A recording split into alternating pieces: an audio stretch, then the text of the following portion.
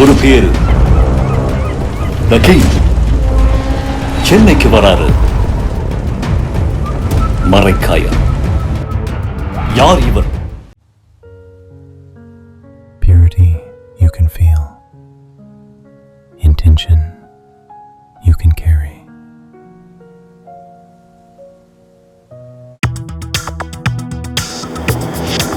Delivering smiles all around the professional careers. Reach us to reach them. பேன் பண்ண sacrifice பண்ணாதீங்க. அப்படியே இப்போ நீங்கள் வந்து சாக்ரிஃபைஸ் பண்ண நல்ல முறையில் பண்ணாலுமே சோஷியல் மீடியாவில் அதை போட வேண்டாம், போட்டு பரப்பாதீங்க. அதை தாண்டி ஒரு ஸ்டேட்லேயும் நிறைய பிரச்சனைகள். ஏன் இவ்வளோ பிரச்சனைகள்? எனக்கு வந்து இறைவன் கடவுள் வந்து சொல்லியிருக்காரு, மகனை வந்து பள்ளி கொடுக்குறதுக்கு நான் பள்ளி கொடுக்க போகிறேன். அப்போ பக்கத்தில் ஒரு ஆடு வந்து கத்திட்டு வருது. அப்போ இந்த மாதிரி இனிமேல் வந்து யாரும் மனுஷர்களை வந்து கொடுக்க வேண்டாம்னு சொல்லிட்டாரு, கடவுள் சொல்லிட்டாரு. ஒரு பங்கு நமக்கு, இன்னும் ஒரு பங்கை வந்து பிரித்து சொந்தக்காரங்களை சுற்றி உள்ள சொற்றம் வருவான் அவங்களுக்கு கொடுத்துக்கோ. இன்னும் ஒரு பங்கு இருக்கு இல்லையா, உனக்கு முன்ன பின்ன யாருன்னே தெரியாத ஆட்கள் அவங்களுக்கு குதிரையை பள்ளி கொடுக்கலாமா அப்படின்னு பள்ளி கொடுக்கக்கூடாது, யானையை பள்ளி கொடுக்கலாம் பள்ளி கொடுக்கக்கூடாது. அதோட கால் இருக்குல்ல, காலில் குழம்பு இருக்கு இல்லையா, அது ரெட்டை குழம்பா இருக்கணும். ஒத்த குழம்பா இருந்தால் கொடுக்கக்கூடாது. குதிரைக்கு வந்து ரெட்டை குழம்பு கிடையாது. இந்த மாதிரி பக்ரீத்னு சொல்லி அதாவது மாடு இதெல்லாம் வந்து அறுக்க வந்தீங்க, குர்பானின்னு சொல்லி பண்ணீங்க, தொலைச்சி கபர்தார் அப்படின்னு சொல்லி அவர் சொன்ன உடனே எல்லாம் வந்து அமைதியாகிட்டாங்க. ஆனால் பிரச்சனை எங்களுக்கு வந்து வெளியிலேருந்து எக்கச்சக்கமாக வந்துருச்சு. முஸ்லீம்கிட்ட வரல, மாடு வளர்த்தங்க இருக்காங்கல்ல, எல்லாம் இந்துக்கள் பயங்கர பிரச்சனை பண்ணிட்டாங்க. நாங்கள் வந்து இதை நம்பி மாடு வளர்த்துருக்கோமையா, எங்களுக்கு இவ்வளோ வருமானம் வரும், இந்த வருமானத்தை கெடுக்கிறதுக்கு நீ யார் அப்படின்னு சொல்லி பிரச்சனை, போராட்டம். நண்பர்கள் அனைவருக்கும் பக்ரீத் வாழ்த்துக்கள். நம்ம சந்தோஷமாக வாழ்த்துக்கள் சொல்கிற அந்த நேரத்தில் பக்ரீத் சார்ந்த பல்வேறு சர்ச்சைகளும் சிக்கல்களும் இந்தியாவினுடைய பல்வேறு பகுதிகளில் போயிட்டு இருக்குது. என்ன சர்ச்சை என்ன சிக்கல் செய்திகளில் நீங்கள் பார்த்துருக்கலாம். விரிவாக நம்ம கூட பேசுகிறதுக்காக, அதை வந்து தொகுத்து சொல்கிறதுக்காக உலக செய்தி பகுப்பாளர் திரு கசாலி அவர்கள் இருக்காங்க. வணக்கம் சார். வணக்கம் கார்த்தி. பண்டிகை அப்படின்றதே சந்தோஷமாக மக்கள் கொண்டாடுறது தான். அதை தாண்டி வந்து அதில் அரசியல் தலையிட்டு இருக்கிறதோ இல்லைனா சின்ன சின்ன சர்ச்சைகள் வரதோ பார்த்துட்டு இருக்கிறோம். பக்ரீத் அதில் வந்து சாக்ரிஃபைஸ் பண்ணுறதுல ரூல்ஸு, அந்த ரூல்ஸை எதிர்த்து நிறைய அமைப்புகள் வந்து கோர்ட்டுக்கு போகிறாங்க. அதெல்லாமே இருக்குது. சமீபத்தில் பார்த்தீங்க அப்படின்னா ஒரு மூத்த தலைவர், ஒரு மத தலைவர், அவர் வந்து டெல்லியில் உள்ளவர் என்ன சொல்லியிருக்காருன்னா, பேன் பண்ண சாக்ரிஃபைஸ் பண்ணாதீங்க. அப்படியே இப்போ நீங்கள் வந்து சாக்ரிஃபைஸ் பண்ண நல்ல முறையில் பண்ணாலுமே சோஷியல் மீடியாவில் அதை போட வேண்டாம், போட்டு பரப்பாதீங்க அப்படின்ற மாதிரி சொல்லியிருக்காங்க. அதை தாண்டி ஒரு ஸ்டேட்லேயும் நிறைய பிரச்சனைகள். ஏன் இவ்வளோ பிரச்சனைகள், என்ன நடந்துகிட்டு இருக்குது? சரி, இப்போ நம்ம வந்து இதை சொல்லும்போது ஒன்று பக்ரீத்னா என்ன அப்படிங்கிற ஒரு சின்ன டீட்டெயில், அதுக்கப்புறம் ஏன் இங்கே வந்து இப்படி பண்ணப்படுது, அப்புறம் வெஸ்ட் பெங்காலில் என்ன நடந்துச்சு. ஆமாம், கொல்கட்டா வெஸ்ட் பெங்கால் இந்த இதில் வந்து கொல்கத்தாவில் என்ன நடந்துச்சு, அப்புறம் மகாராஷ்டிராவில் என்ன நடந்துச்சு, இப்படின்னு சில இதை கொஞ்சம் பிரித்து பேசிட்டோம். சரி, இன்னொன்றும் இப்போ நம்ம பேசிகிட்டு இருக்கிற இதே நாளில் வந்து ஒரு இடத்துல பார்த்தீங்க அப்படின்னா இந்த சாக்ரிஃபைஸ்க்காக வச்சிருக்கக்கூடிய ஆடுகள் இருக்கிற இடத்துல பன்னியை கொண்டு போய், அதுதான் மகாராஷ்டிராவில். ஓகே, மகாராஷ்டிரா. ஏன்னா அதையும் ஏன்னா அதில் வந்து வீடியோலாம் பார்த்தீங்கன்னா ரொம்ப ஒரு மாதிரி அது ஓகே, அது பேசிடுமே. நம்பர் 1 வந்து பக்ரீத் அப்படிங்கிறதுக்கு அதுக்கு ஒரு வரலாறு கதை அந்த மாதிரி ஒன்று இருக்குது. ஆபிரகாம் இப்ராஹிம் அவர் மகன் அறுத்து பள்ளியிடணும், அப்புறம் ஆடு வந்துச்சு, இது எல்லாருக்கும் தெரியும், இது பழசு. அப்போது இதில் வந்து ஒரு இது கேள்விப்பட்டு ரொம்ப சுவாரஸ்யம் ஒன்று இருந்துச்சு. கடவுள் அப்படிங்கிற ஒரு இறைவனுக்கு வந்து படைத்தல் அப்படின்னு இருக்குல்ல, அது வந்து ஆகுமா? கடவுளுக்கு வந்து பசி இல்லாதவன் எதுவுமே இல்லை. கடவுளுங்கிறது வந்து பசி கிடையாது, துணை கிடையாது, ஒன்றும் கிடையாது, அரூபம், தனிப்பட்ட இந்த உலகத்தை பூரா படைத்து பரிபாலிக்கிறது எல்லாம் அப்படின்னு சொல்லியாச்சுன்னா அவருக்கு எதுக்கு நீ வந்து மகனை கொடுக்கணும் கேட்டிருப்பாரா அப்படின்னா, அந்த காலத்தில் நரபலி வந்து சகஜமான காலம். அப்படி பார்த்தா ஒரு 50-100 வருஷத்துக்கு முன்னாடியே நரபலி வந்து அவ்வளோ கொடுத்துருந்தாங்க. இப்போ கூட ஒரு பெரிய பாலம் கட்டணும், பெரிய அடுக்குமாடி கட்டணும் அப்படின்னா கட்ட ஆரம்பித்து பயந்துக்கும் போதே வந்து யாராவது கொஞ்சம் கூப்பிட தள்ளி விட்டு ஆள் அவுட் ஆக்கி இது மாதிரி நரபலி உண்டு. அது சிரிக்கிறதுக்கு ஒன்றுமே இல்லை. நரபலிங்கிறது வந்து சில மக்களோட மனசில் வந்து ஆழ பதிஞ்சது. நமக்கு இது நல்லா இருக்கணும் அப்படின்னா யாராவது வந்து தலைச்சம்பிள்ளையை வந்து கொடுக்கறது, இந்த மாதிரிலாம் நடந்தது. முன்னாடி இந்த நாட்டில் தலைச்சம்பிள்ளையே இருக்கிறது ரொம்ப டேஞ்சரஸாக இருக்குது. மின்னல் வந்து அடிச்சுருன்றாங்க, நரபலி கொடுத்துருவாங்க. மின்னலுக்கு தெரியுமா இது தலைச்சம்பிள்ளை? அப்படி பார்த்தீங்கன்னா நடுவில் பிறந்தது ரெட்டை குழந்தை பிறக்குது. அதில் வந்து முதல்ல பிறக்கிற குழந்தை தலைச்சம்பிள்ளையா அல்லது ரெண்டாவது பிறக்கிற குழந்தை தலைச்சம்பிள்ளையா? ஃபஸ்ட்டு பிறக்கிறது தலைச்சம்பிள்ளை, ரெண்டாவது பிறகு தலைச்சம்பிள்ளை, ஃபஸ்ட்டு பிறகு ரெண்டாவது செகண்டு. ஓகே, அது ரெட்டை குழந்தையில். அதனால் இதில் எப்படி தலைச்சம்பிள்ளைன்னு சொல்லுவீங்க? இல்லை, நீங்கள் செக் பண்ணி பாருங்கள். ரெட்டை குழந்தையில முதல்ல பிறக்கிறது, ரெண்டாவது வீட்டில் சொல்கிறது. ஓகே, இந்த மாதிரி இருக்கு இல்லையா?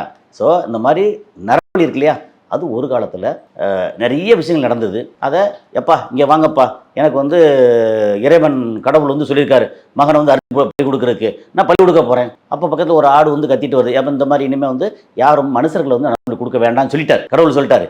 இனிமேல் வந்து ஆடுங்கிறது கடவுளுக்கு இல்லை. நம்ம இந்த நேரத்தில் வந்து அதை பள்ளி கொடுத்து ஒரு 3 பங்காக பிரிச்சுக்கோ.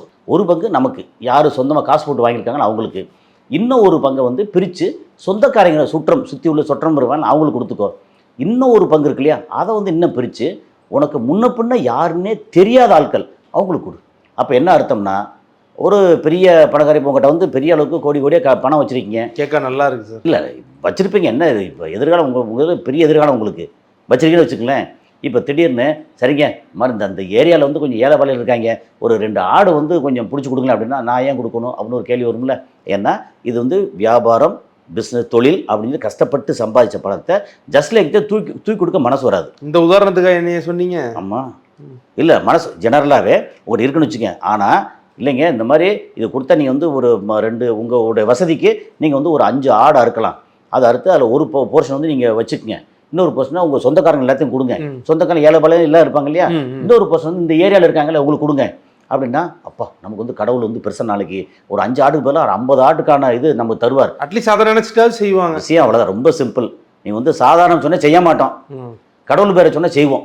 பொய் சொல்லாத சாமி கண்ணை குத்திரும் பண்ண மாட்டோம், பொய் சொல்ல மாட்டோம்.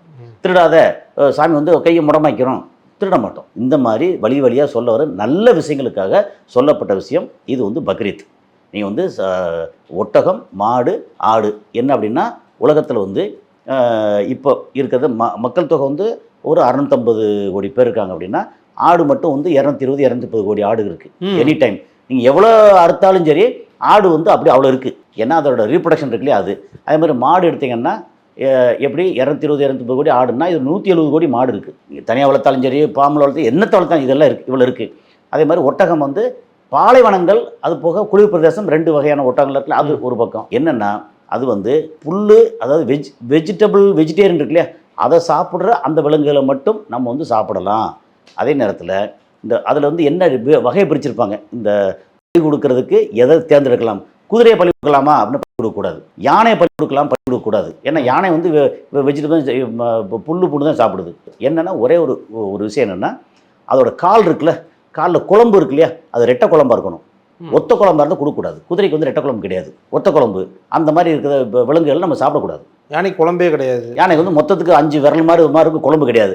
அப்போ இந்த மாதிரி நீ வந்து வெஜிடேரியன் சாப்பிட்ற புல்லு பூண்டை சாப்பிடக்கூடிய விலங்குகளை சாப்பிட்லோம்னா யானை சாப்பிடுது, அது கிடையாது. ஏன் அந்த ரெட்டை குழம்பு, அதில் ஏதாவது விஷயம் இருக்கா? நமக்கு வந்து இன்னும் தெரியாது. அதில் வந்து நமக்கு ஜீரண பிரச்சனையோ அந்த பிரச்சனையும் எதுவோ இருக்கலாம். ஆனால் ரெட்டை குழம்பு உள்ள அப்படின்றதா ஆடு, மாடு, ஒட்டகம், மான். நமக்கு வந்து மான் இனப்பெருக்கம் வந்து அதுக்கு புலி, சிங்கத்துக்கு விட்டுருவோம். ஏன்னா காடுகளில் வந்து ஆடு மாடு வளர்க்கல, நம்ம வீட்டுக்குள்ளே மான் வளர்க்குறது இல்லை. அப்படி பார்த்தீங்கன்னா இங்கே வந்து அரபு நாடுகளில் இருக்குது, தாய்லாந்தில் இருக்குது, மானெல்லாம் வெனிசன்னு சொல்லி தனியாக அதுக்குன்னு வளர்க்குறாங்க. நம்ம நாட்டில் வந்து மான் வந்து வளர்க்குறதும் தப்பு, அதை வந்து அறுக்கிறதும் தப்பு. மான் வந்து தடை பண்ணப்பட்டது. அப்படிங்களா, இதெல்லாம் வந்து பேசிக் இது. அதே மாதிரி கோழி சாப்பிடலாம், காக்கா சாப்பிடக்கூடாது. அப்படின்னா அதுக்கு ஒரு காரணம் இருக்குது. எந்த ஒரு பறவை ஓகே தன்னோட இறையை வந்து காலால் கவ்வுதோ அந்த பறவை சாப்பிடக்கூடாது. கழுகு அந்த பருந்து, கழுகு, காகம், இந்த மாதிரி ஆரம்பிச்சு அதில் இதெல்லாம் சில வந்து அடிப்படை சில விஷயங்கள். அதே மாதிரி மீன், அது எதுவாக இருந்தாலும் எல்லா மீனையும் சாப்பிடலாம்.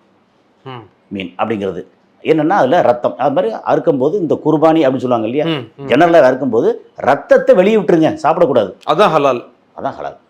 ரொம்ப சிம்பிள். இது பேசிக். அந்த காலத்திலேருந்து இந்த காலம் வரைக்கும் மனுஷங்களில் பொருளாதார ரீதியாக ஏற்றத்தாழ்வு எப்பவுமே உண்டு.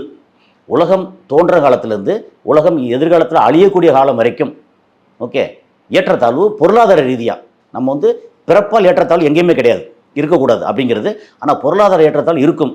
அந்த ஏற்றத்தாழ்வு ஓரளவாவது சமநிலைப்படுத்துறதுக்கு முதல்ல வந்து சோத்தை போடுங்கய்யா அப்படிங்கிறது. அதுக்கப்புறம் நம்ம சாப்பிட்றதுல வந்து ஆடு, மாடு இந்த மாதிரி இருக்குது. அப்புறம் வெஸ்டர்ன் இதில் பன்றிலாம் சாப்பிடுவாங்க இல்லையா, பன்றி வந்து நம்ம இதில் இஸ்லாமில் கிடையாது. அந்த காலத்தில் வந்து இந்த ஃப்ரிட்ஜு கிடையாது. பன்றி அறுத்து கொஞ்சம் வச்சுருந்தா கெட்டு போயிடுது. கெட்டு போன மாமிசத்தை சாப்பிட்டா உடம்பு வீணாக போய் அப்போ வயிற்றால் போய் ஆள் போய் சேர்ந்துடுறாங்க. சரி, நல்ல விதமாக அறுத்த உடனே சாப்பிட்டா கூட அதில் தேப்போம் சொல்லி நாடா புழு வருது. இந்த என்னப்பா இவ்வளோ மோசம் போயிட்டா, அந்த மாதிரி இதில் புழுலாம் இருந்துச்சு, அப்போ எதுக்கு இந்த கழுதியை சாப்பிடணும், விட்டுரு. அப்படின்னு ஸ்டாப் பண்ணுறது. மொத்தத்திலே அது வேண்டாம் அப்படின்னு வேண்டாம், இது என்னத்தை பண்ணாலும் நமக்கு துன்பம் விளைவிக்குது, அது வேண்டாம். இது ஆடு சாப்பிட்றீங்க, கோழி சாப்பிட்றீங்க, மாடு, இதெல்லாம் வந்து நமக்கு துன்பம் விளைவிக்கலை, ஓகே இது சூப்பர், இதெல்லாம் ஏற்றுக்கொள்ளப்பட்டது. அதில் அதை கூட நீங்கள் வந்து ரத்தத்தை வெளியே போக்காமல் சாப்பிட்டீங்கன்னா உடம்பு ஒரு மாதிரி ஆகுது, அப்போ ரத்தத்தை வெளியே விட்டுருது. இதெல்லாம் சயின்டிஃபிக்காக இதெல்லாம் சொல்கிறது வந்து மத ரீதியாக சொல்கிறது அப்படிங்கிறது தான். அப்போது இந்த சொல்ல போனீங்கன்னா பக்ரீத் அப்படின்னு இருக்குல்ல, அதுவாக இருக்கட்டும், இன்னொன்று ரம்ஜான் சொல்லுவோம் இல்லையா, ரம்ஜான் வந்து ஈகை திருநாளும்பாங்க. இது தியாக திருநாள், ஈகை திருநாள். ஈகை என்ன, இப்போது நீங்கள் வந்து 1 கோடி ரூபா சம்பாதிச்சிருக்கீங்க, கம்பல்சரியாக 2.5 லட்ச ரூபா நீங்கள் வந்து தானம் பண்ணியே தீரணும். இது கம்பல்சரி, ஜக்காத்துன்னு சொல்லுவாங்க. இந்த இது இருக்கு இல்லையா, அப்போ நம்ம வந்து உதாரணத்துக்கு சொல்லுமே, நமக்கு வந்து அதானி வந்து ஒரு 13 லட்சம் கோடி 14 லட்சம் கோடி அவருக்கு சொத்து இருக்குது அப்படின்னு வச்சுங்களேன், அதில் வந்து 2.5% வந்து பண்ணி ஆகணும். அப்போ எத்தனை 1000 கோடி அவர் வந்து கொடுத்தாகணும். அப்படி பிரித்து இது யாருக்குன்னா சொந்தக்காரங்க இதை எடுத்து இந்த செக்கு போட்டு அவர் கொடுத்துட்டு திரும்ப நாளைக்கு இதை வாங்கிட்டு அப்படிலாம் பண்ண முடியாது. முன்ன பின்ன தெரியாத ஏழைகளுக்கு அவ்வளோ பேருக்கும் செய்யணும், தானம் செய்யணும். அப்படியே இருக்கிற ஆட்கள் நமக்கு வந்து 5% ஆட்கள் வந்து பணக்காரர் இருக்காங்கன்னு வச்சுங்களேன், 95% வந்து ஒரு 20% மீடியமாக இருக்காங்க, 70-75% வந்து பஞ்ச பராரியாக இருக்கான்னு வச்சுங்களேன். அந்த 5% பணக்காரங்க இருக்கிற பணத்தை பூரா ஆளுக்கு 2.5% பிரித்து கொடுத்தா வறுமை குறையுமா? அதே மாதிரி சாப்பாடு, ஆடு மாடெல்லாம் வந்து அடுத்து இந்த மாதிரி பிரித்து கொடுங்க. இதுதான் பேசிக். இது ஓகே, இந்த பேசிக்கில் இருந்து இப்போ மூவ் பண்ணுவோம். இப்போ என்னென்னா, இதில் வந்து இனப்பெருக்கம் நம்ம எவ்வளோ அறுத்தாலும் எவ்வளோ சாப்பிட்டாலும் தொடர்ந்து இனப்பெருக்கம் பண்ணக்கூடிய இந்த விலங்குகள் அப்படிங்கிறது இதோட பேசிக். இதுக்கப்புறம் இங்கே வந்து இந்தியாவில் 2014 வந்து பிஜேபி வந்துச்சு. ஓகே, இப்போ என்னென்னா நீங்கள் வந்து இஸ்லாமியர்களுக்கு இவ்வளோ முக்கியத்துவம் கொடுக்குறீங்க, இந்துக்களுக்கு முக்கியத்துவம் இல்லையா அப்படின்னா, இந்துக்களுக்கு முக்கியத்துவம் இருக்குது. ஆனால் ஜாதியால் நிறைய பிரிஞ்சு கிடக்கிறனால யாருக்கு முக்கியத்துவம் ஒன்று இருக்குல்ல, அதில் நிறைய குழப்பங்கள். நம்ம அதில் போக விரும்பலை. அதே நேரத்தில் நீங்கள் கிறிஸ்துவர்களை தாக்குறதை விட அப்படி பார்த்தீங்கன்னா போன டிசம்பர் 25க்கு மேலே வந்து அந்த டைம்லேயே இது கிறிஸ்துமஸ் அன்னைக்கு பயங்கர பிரச்சனை பண்ணாங்க. என்னென்னா, வந்தேரிகள், இஸ்லாமியர்களோ கிறிஸ்தவர்களோ வந்தேரிகள் அப்படின்னு சொல்லி அங்கே வந்து தாக்க இந்துக்கள் வந்து இவங்க மேலே நம்பிக்கை வச்சு ஓட்டு போடுவாங்க. அதனால் நம்ம வந்து காலங்காலத்துக்கு நம்ம இங்கே வந்து ஆட்சியாளராக இருக்க முடியுன்ற அந்த ஒரு ஷார்ட் ரூட் அது.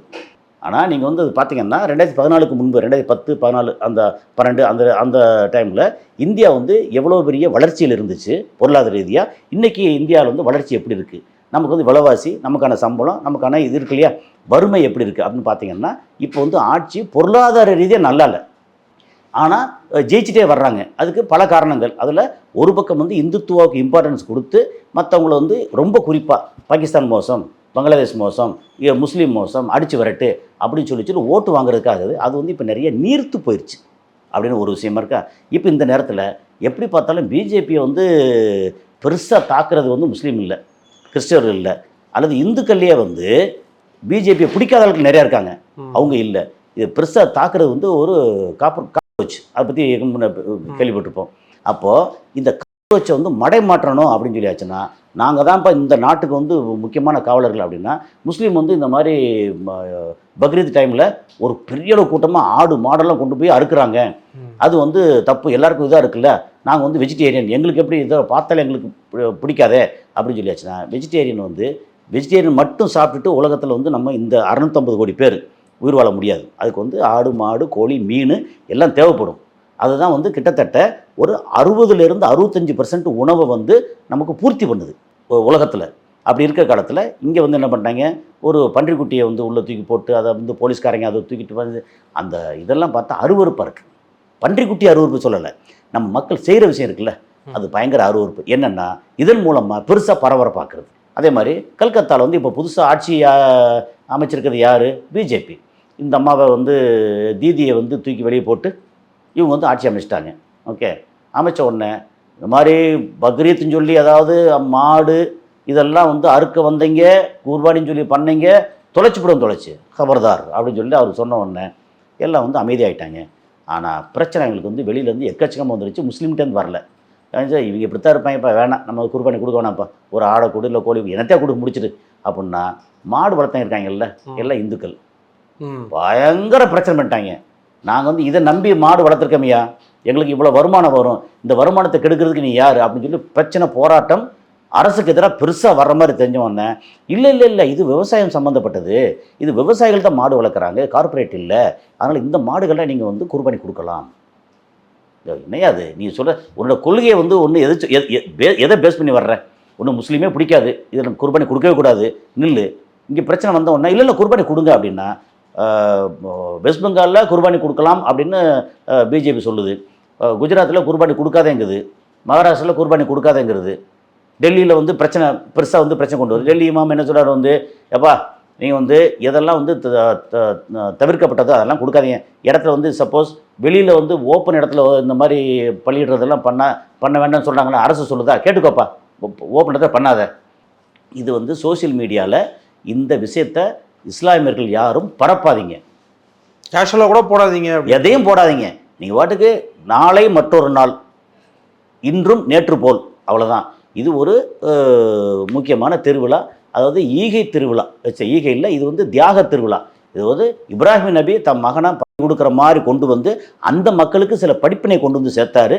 அதனால இது வந்து இந்த மக்களுக்கு படிப்பினை, அவ்வளோதான். ஆனால் இதை வந்து ரொம்ப பெருசாக வந்து ஆக்கி நான் யார் தெரியுமா, என்ன எப்படா தடுக்க போச்சு அப்படின்னு யார்ட்டையும் சண்டைக்கு போகாதீங்க. பிரச்சனை இல்லாமல் நீங்கள் கொடுக்குறீங்களா, உங்களை நேசிக்கிற நண்பர்கள் சுற்றங்கள் நிறையா இருக்குது. நீங்கள் பாட்டுக்கு சத்தப்படாமல் அறுத்துக்குங்க. ஒரு பங்கை வச்சுக்கிட்டு இன்னொரு பங்கை சொந்தக்காரர்களுக்கு கொடுங்க, இன்னொரு பங்கை ஏழை பாளைகளுக்கு முன்ன தெரியாதவங்களுக்கு கொடுங்க. அப்படி இன்றைக்கி உதாரணத்துக்கு தமிழ்நாட்டில் வச்சுக்கோமே, தமிழ்நாட்டில் ஒரு 10-15 லட்சம் ஆடுகளை வந்து அறுக்கிறாங்க. கொஞ்சம் ஒரு 10,000-20,000 மாடுகளை அறுக்கிறாங்க வச்சுக்கோங்களேன். அதோட இது மீட் இருக்குல்ல, அது பூரா ஏழை பாளைகள் போச்சுன்னா அன்றைக்கி வயிறார சாப்பிட போகிறாங்க. அல்லது சில நேரத்தில் வந்து பிரியாணி ஆக்கி அதை வந்து சாப்பிட போகிறாங்க, கொடுக்க போகிறாங்க. எல்லாருக்கும் உகந்ததாக இருக்கிற இடத்துல இருக்கு இல்லையா, அதில் சிலர் வந்து வெஜிடேரியனாக இருப்பாங்கல்ல, அவங்க தவிர்த்துக்க வேண்டியதான். நீங்கள் சைனாவில் போய் வந்து நீங்கள் பாம்பு சாப்பிட்றதோ பள்ளி சாப்பிட்றதோ தப்பு அப்போ நாங்கள் சொன்னால் என்ன செய்வாங்க? ஜி ஜின்பிங் என்ன செய்வார் அவர்?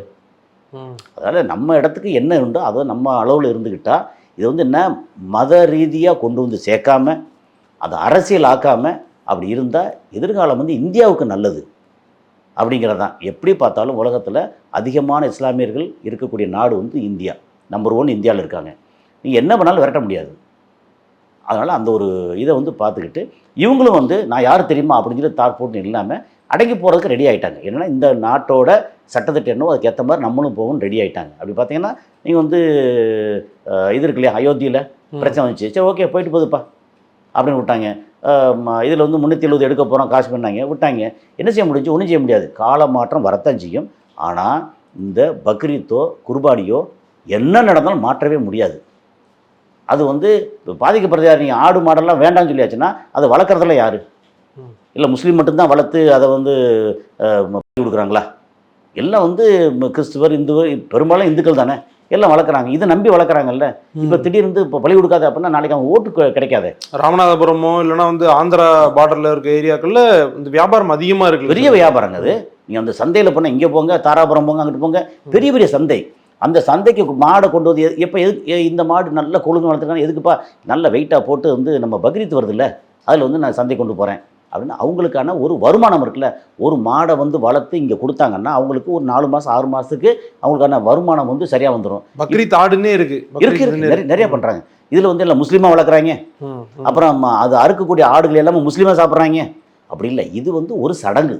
இந்த சடங்கை மத ரீதியாக கொண்டு வந்து ஓட்டுக்காக இப்படி பிரிக்கிறது இருக்குல்ல, அது தவறு அப்படிங்கிறது எல்லாம். ஆனால் அது வந்து தமிழ்நாட்டில் ரொம்ப பெருசாக இல்லை. என்ன பண்ணாலும் தமிழ்நாடு தனிதான். அதாவது மொத்த இந்தியாவிலையும் தனித்துவமாக இருக்குது தமிழ்நாடு, அடுத்து கேரளா. அதனால் நீங்கள் வந்து கேரளாவில் வந்து நீங்கள் மாட்டை அறுக்கக்கூடாதுன்னு சொல்லியாச்சுன்னா வந்து இந்துக்கள் வந்து சும்மா விட மாட்டாங்க. ஏன்னா அங்கே மாட்டுக்கறி சாப்பிட்றது எல்லாமே நிறைய இந்துக்கள் எல்லாமே சாப்பிட்றாங்க. அதில் எந்த வேறுபாடும் கிடையாது. அதில் தனித்துவமாக இருக்கிறது தமிழ்நாடு அண்டு கேரளா. நீங்கள் வந்து இங்கே மாற்ற முடியாது. ஆனால் நேரத்தில் வடநாட்டில் வந்து ஒரு மாதிரி ஒரு என்ன சொல்கிறது படிப்பறிவு இல்லாத அது இருக்காங்கல்ல. தமிழ்நாட்டுக்கு வந்து வேலைக்கு வந்ததுக்கப்புறம் அவங்களுக்கு நிறைய விவரம் தெரியுது. இப்போ பூரா பெரியாரை பற்றி அங்கே பேசிகிட்டு இருக்காங்க. அதனால் எல்லாமே மாற்றத்துக்கு உட்பட்டது தான். காங்கிரஸ் ஆட்சியிலே இருந்தாங்களா, பிஜேபி வந்துச்சு. பிஜேபி வந்து நிரந்தரம் கிடையாது அப்படிங்கிறது தான். இப்போது இது வந்து இது மூலமாக என்ன சொல்கிறோம்னா எல்லாருக்கும் எல்லாமும் கிடைக்கணும். அதுக்கு இந்த மாதிரி ரம்ஜான் பக்ரீத் வந்து முஸ்லீம்களுக்கான ஒரு விழாவே கிடையாது. இது மனித குலத்துக்கான விழா அப்படிங்கிறதான் நம்மளோடது. ஓகே சார், நம்மளுடைய கோரிக்கை அதுதான். என்ன சிக்கல் என்ன எது இருந்தாலும் மனசார கொண்டாடுங்க, அன்பை பகிர்ந்துக்குங்க எல்லாரும். நீங்களும் ஒரு வாழ்த்துக்கள் சொல்லிடுங்க சார். ஓகே. ஸோ ஆகாயம் தமிழ் ஆகாயம் நேர்களுக்கு என்னுடைய பக்ரீத் வாழ்த்துக்கள். நன்றி சார். நன்றி.